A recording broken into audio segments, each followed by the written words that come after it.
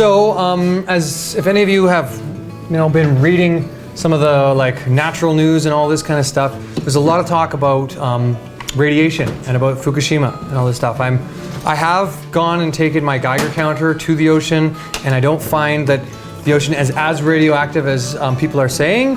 There's lots of the debate, and it's a really bad thing what's happening.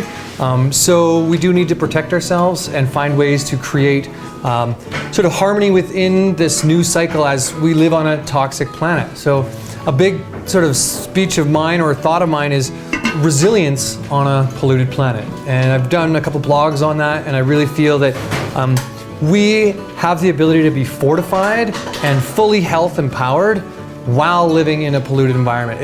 We are one of the most adaptable species on this planet, and we can totally take our health in a way that we're using things that are chelating this out of our body and moving it through us. We're gonna make a radiation soup for lunch, and we're gonna make a radiation tonic. So yeah, let's have fun with that. The tonic's gonna be something chilled, and the soup is gonna be something hot. So I've separately prepared the tonic. Both recipes are in your handout, so not to worry if we don't follow along.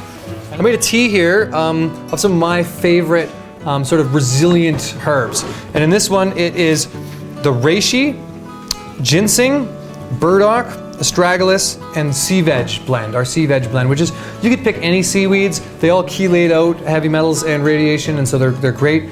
We do use a Geiger counter to test our seaweeds at Harmonic Arts to make sure. And really, we haven't seen huge issues of influx.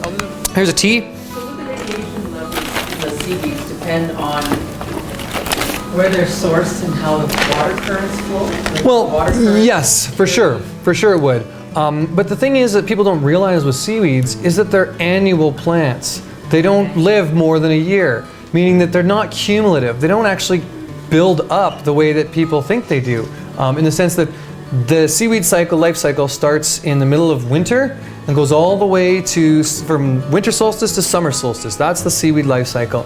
From summer solstice, it starts to deteriorate and break down. And you'll see little patchy bits on the kelps and stuff. Those are all the egg sacs kind of releasing from there on in. So harvesters are usually between, they're starting from April all the way till June is when the most common harvesting is.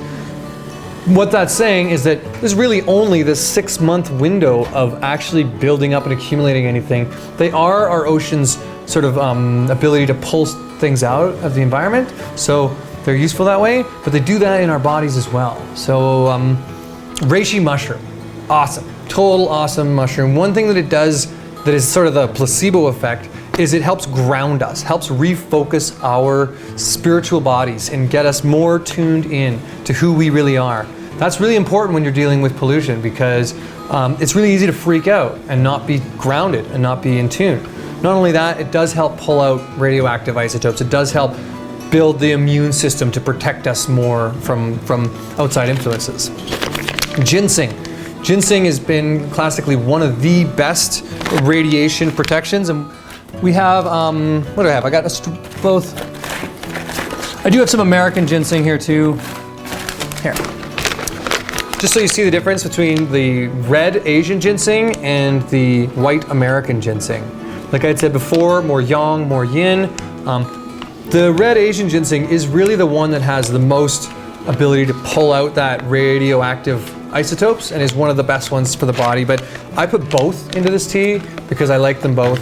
I think I also kept the ginsengs in the bottom because even though I brewed it up and they had been brewing for a while, I know that the ginsengs can last longer. So I'm hoping to actually blend them up in the nut milk so that we can get a little more out of those ginsengs. Burdock.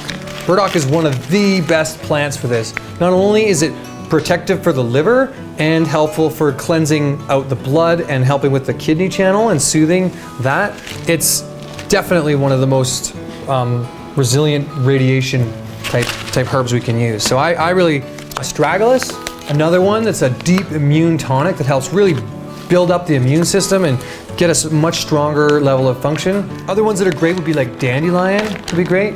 Maca is really great. You know, any of those kind of things. All the mushrooms, different seaweeds. I put in our sea vegetable blend into the tonic tea. Now, usually we use this as a food, But in this case, I just steeped it or decocted it in a tea. I did decoct this for a good hour, just to really get it nice and strong with that. So on its own, perfect. There we go. We have a tea that would just work like that.